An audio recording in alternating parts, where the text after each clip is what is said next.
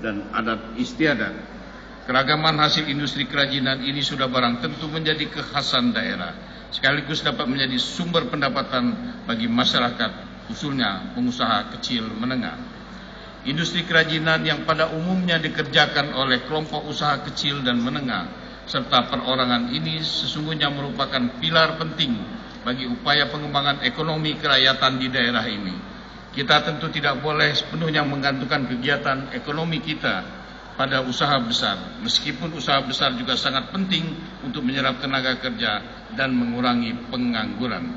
Namun kita juga mesti sadar bahwa pengalaman krisis ekonomi yang lalu dan krisis ekonomi global sekarang membuktikan bahwa usaha kecil informal dan kelompok usaha kecil menengah ternyata cukup tegar dalam menghadapi terpaan krisis.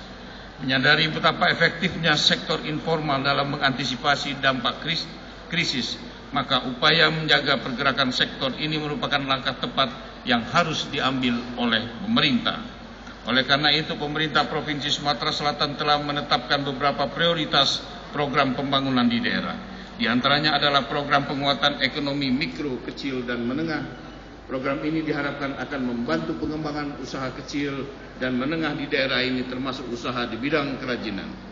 Hadirin yang berbahagia, pada beberapa kesempatan Bapak Presiden menganjurkan agar kita mengembangkan ekonomi berbasis warisan atau heritage, ekonomi yang berbasis budaya, dan ekonomi yang berbasis kreativitas. Anjuran ini tentunya sangatlah tepat dan harus mampu kita terjemahkan di daerah ini.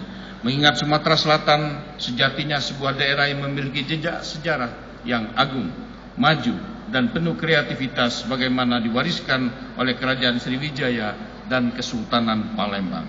Saya berharap Dekranasda Sumatera Selatan mampu menggali, membina, dan mengembangkan para pengrajin di provinsi ini. Dekranasda dan para pengrajin harus bisa membuktikan bahwa karya kerajinan kita sebenarnya tidak kalah kualitasnya dengan produk daerah atau negara lain.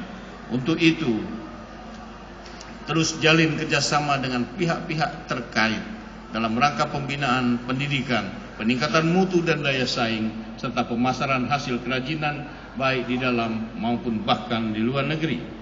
Pada para perajin di Sumatera Selatan, saya harapkan terus berkarya dan berinovasi demi kemajuan Sumatera Selatan. Jika industri kerajinan meningkat, ekonomi kreatif meningkat, ekonomi daerah meningkat, sektor real meningkat, maka pengangguran akan menurun dan kemiskinan juga akan menurun. Hadirin yang berbahagia, demikian sambutan yang dapat saya sampaikan. Tidak lupa saya ucapkan selamat kepada Ketua dan segenap pengurus Dekranasda Sumatera Selatan periode 2009-2013 yang baru dilantik. Selanjutnya ucapan terima kasih saya sampaikan kepada pengurus Dekranasda Sumatera Selatan periode yang lalu yang telah berkarya demi kemajuan organisasi dan dunia kerajinan di daerah ini. Semoga ke depan dunia kerajinan Sumatera Selatan semakin produktif dan berdaya saing. Hadirin sekalian, saya ingin menyampaikan beberapa hal. Pertama, saya agak heran karena kita punya gedung Dekranasda yang megah, tetapi pelantikan pengurus Dekranasda diadakan meminjam Pondok Indah Mall.